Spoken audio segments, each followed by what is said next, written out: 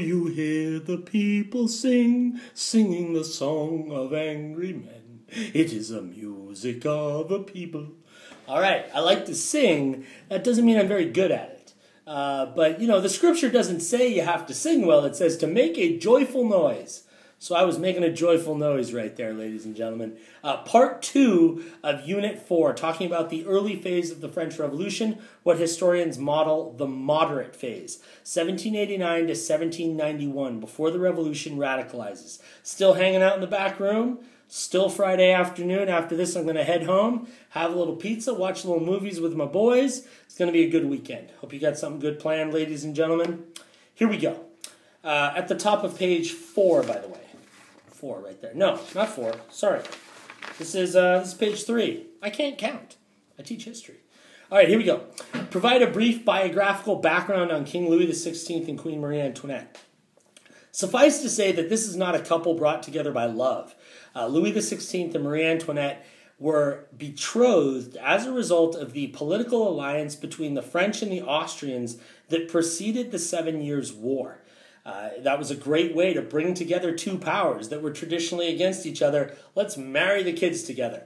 In doing so, they brought together these two former rivals that was supposed to be this happy couple. One of the reasons there's animosity early on is that there isn't a child for the first several years of the relationship. And eventually there is a child, but the people did not take well to Queen Marie Antoinette. She was still that foreign Austrian woman that they did not like. Looking at the chart here, talking about each of the estates of society. The first estate in French society is the clergy. It's not even a percentage. There's about 130,000 clergy people out of 27 million. That's pretty small. Tax percent, or 10% of the land is owned by the first estate. They don't pay any taxes, but once every 5 years they have to throw out a gift to the throne. A gift. Probably like, a thing of almond roca, or like a pound box of chews from Dewar's or something. That's what they would give them. Like, hey, I bought the very best. I'm kidding. Probably a lot of money is what they gave them. What divisions exist within the estate? There's upper clergy that's pretty well privileged and elite, and then there's the lower clergy. Generally, the upper clergy is presumed to be corrupt, and the lower clergy is more the people who live with you under the parish priests and had a better reputation. Their frustrations, they'd like to see more control for the church and society. They feel like they're being pushed around. Ever since the new monarchs, the church has become controlled by the monarchs and not necessarily able to control the monarchs. And they'd like to reverse that trend. Not going to happen in the revolution, though. Second estate, the nobles. The nobles make up about 350,000 people. So in that sense, they're over a percentage, of the society in France. Percentage of the land they own, about 30 to 40%, and they don't pay any taxes. They live large. All day long. All right. Divisions within the estate. There are two types of nobles. There are nobles of the sword. Those are traditional nobles who earn their title through service to the state, that is to say war or something like that. And then there are nobles of the robe. Prominent individuals in society who perhaps seeking some sort of noble status or maybe even seeking freedom from taxation had bought the right to be a noble. And the nobles of the sword looked down their noses at the noble of the robe. You had to buy your nobility? As if. That doesn't even really count, does that? Oh my gosh. All right. What are their frustrations? They'd like to control the king. This is the same debate we've been having for 200 years. The nobles and the king clashing against each other. They've seen the Bourbon dynasty take more and more control of society, and they'd like to get back into the leadership spot. The third estate is really everybody else in French society. They own a good portion of the land. They pay the taxes, and that's the inefficiency of France, right? The wealthiest people don't pay taxes. The poorest people pay all of the taxes. And as a result of that, we're not going to raise very much money. That's why the French are always in some sort of economic problem. Divisions and frustrations. You have the leadership of the third estate, what we call the bourgeoisie, the middle class. About 8% of the people were middle class. After that, there's a group of artisans, and below that are peasants. The bourgeoisie would tell you that revolution means voting rights. It means control of the government, fiscal responsibility, a direction of society that allows them, as middle-class people, to improve upon their wealth and their stability. If you go down to the peasants and you ask them what they don't want voting rights because you can't eat voting rights. They'd like bread. Bread is the simple answer to what stability means to a person in that peasantry. Other problems. There's a nasty set of weather the first couple of years, or the 2 years leading up to 1789. Very bad harvests. And most of the people who are in the peasantry base their entire caloric intake on bread. Therefore, we're in for a problem. Okay, we also have this rising tide where we've tried to reform and it hasn't taken in French society. All of that weighs down, and in 1789, for the first time in 175 years, the King of France is forced to call the Estates General. The Estates General comes together at Versailles to try and alleviate the problems of France, and from the first moment, it's a problem. Down at the bottom, this is the beginning of what we call then the moderate phase of the revolution. It's going to be dominated by middle-class people and Enlightenment ideals. Some people would say it goes too far, but a lot of people would say it doesn't go far enough. And that's why the phase right after this is going to be called the radical phase of the revolution. But here we go. The moderate phase, starting with the tennis court oath. When the middle class shows up, or the third estate I should say, shows up to the meeting of the Estates General, they're eventually pushed to the side. They retreat to the tennis court where they take an oath pledging to write a new constitution. This, in essence, is them empowering themselves, a very John Locke notion of where power comes from, that it's derived from the individuals and not from the kings. By doing this, the people of the Third Estate are giving themselves control of the government. That's not something Louis gave them, they're giving it to themselves. The French government, under Louis XVI, starts to fear that this rising National Assembly, as the Third Estate has labeled itself, might become a problem. As the rumors of Louis amassing troops begin to fly around Paris, the artisans and the residents of Paris take matters into their own hand.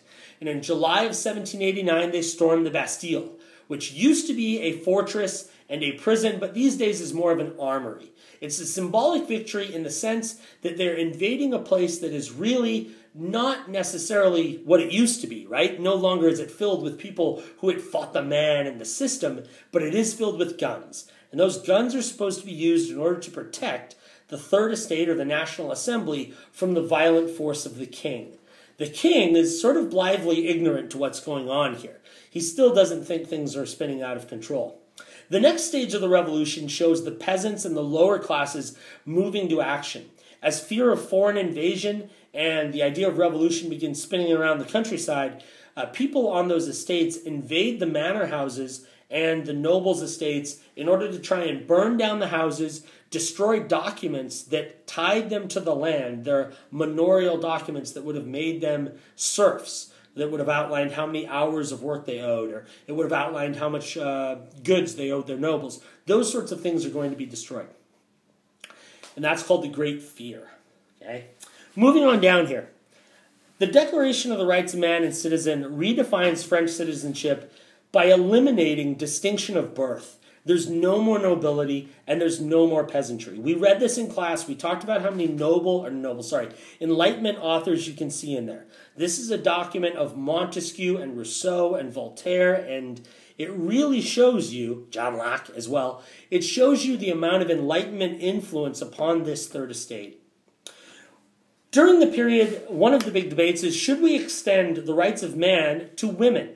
We see this being voiced by Olympe de Gouges and also by Mary Wollstonecraft, both of them saying that women deserve more exercise and freedom than they're getting. Unfortunately, that's not going to happen for women, and particularly in the moderate phase of this revolution. We'll talk about the radical phase and what changes come for women, but if you're looking for female suffrage, you're not going to get it here, unfortunately. Men thought that this was the business of men, that war and politics and debate was something that should be handled by the guys. The women are significant actors, though, in the play of the revolution. In October of 1789, seeking bread, the women march on Versailles from Paris and raid the palace and thrash the place. They return to Paris with the king, the queen, and their son, and force the king to live in Paris. This lets us keep an eye on him, and it also shows the power of the people, the willingness of the people to turn to a little bit of violence if necessary to push the revolution along. As we flip the page, we're going to take aim here now at some of the other pillars of society. We've already taken out the nobles, and now we're going after the clergy. The civil constitution of the clergy sets aside the church's land and gives that to the government and uses that church land to back the new currency. It also requires members of the clergy to pledge an oath of loyalty to the revolution and to the state. It basically makes your local parish priest, or your bishop an employee of the state that would be voted for and would be paid by the state. It takes more and more of the religious idea out of the religion. A lot of historians, though, have commented that this was a huge mistake on the revolution's part, that no matter what happened in France, the people of France during the revolution remained deeply religious, and by being distanced from their religious practice, the revolution, in essence, made itself no friends among the people. The structure of government after the Constitution of 1791, it's a constitutional monarchy. His Royal Highness, King Louis XVI, is still king, but he's king who now serves alongside an elected legislative body called the Legislative Assembly, which is going to be elected in kind of a tricky process. If you make a certain amount of income, you can be a voter. About 4.3 million Frenchmen qualified.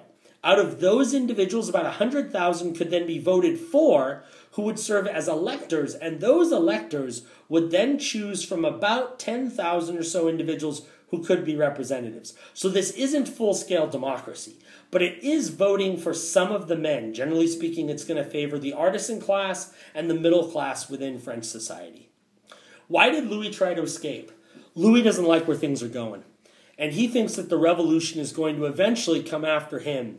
And he feels if he can get out of the country and get to neighboring Austria, that he can find enough forces of support within Austria and Prussia and come back and defeat the revolution. Now, unfortunately for Louis, he's captured. And when he's captured, it's not just the sign of a king who's a little afraid and moving away, it's treason. This is supposed to be our leader, and he's running away from us and attempting to sculpt an army that is going to fight against the revolution. And with that in mind, the revolution will begin to radicalize in the end of 1791 and 1792. And that's a different video. It's been a great week, ladies and gentlemen. I hope you're having a nice day. Have a good weekend. Take care.